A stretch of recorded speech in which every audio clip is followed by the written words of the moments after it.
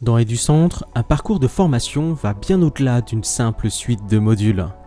C'est un véritable cheminement qui guide les apprenants vers l'acquisition de compétences, la montée en compétences et l'employabilité. Dans cette vidéo, nous allons explorer comment EduCentre permet aux accompagnateurs pédagogiques de structurer et d'évaluer un parcours de formation. C'est parti!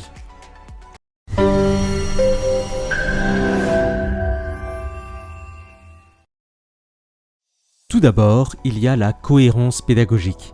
Cette dimension vise à minimiser le désordre pédagogique au sein de parcours de formation. Elle optimise la satisfaction des apprenants tout en favorisant la montée en compétences.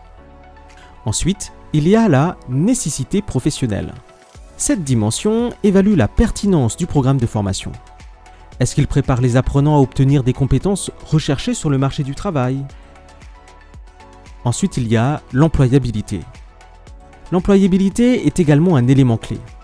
Au-delà des compétences, est-ce que la formation offre réellement aux apprenants des perspectives d'emploi?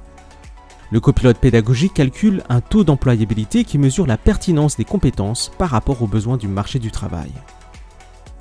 Bien entendu, chaque parcours de formation est caractérisé par des informations générales, telles que un nom, un éventuel acronyme, une description, un mode d'enseignement. Si c'est un titre officiel, le code RNCP peut également être inclus. Le parcours est défini par le point de départ des apprenants, c'est-à-dire leur niveau initial, ainsi que le niveau attendu à la fin du parcours, c'est-à-dire les compétences qu'ils obtiendront. Dans l'onglet « Programme et déroulé », vous trouverez les séquences qui composent le parcours, y compris les cours et les modules. Certains peuvent être animés par un formateur, tandis que d'autres peuvent être suivis en autonomie. Chaque module peut être configuré avec différentes options de suivi, telles que l'importance relative du module, la génération automatique des feuilles de présence ou l'envoi d'enquêtes de satisfaction pour garantir la satisfaction des apprenants. Le syllabus présente les objectifs pédagogiques et les évaluations passées à la fin de chaque module. Il permet d'anticiper les attentes et les objectifs de chaque étape.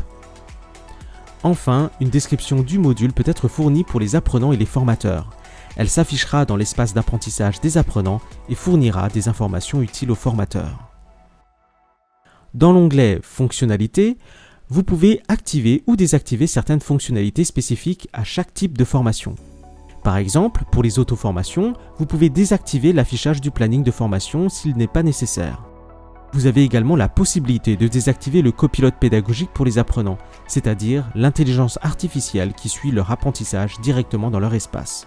EduCentre recommande de le garder activé. Les parcours de formation d'EduCentre offrent une approche complète et personnalisable pour guider les apprenants vers la réussite et vers l'employabilité.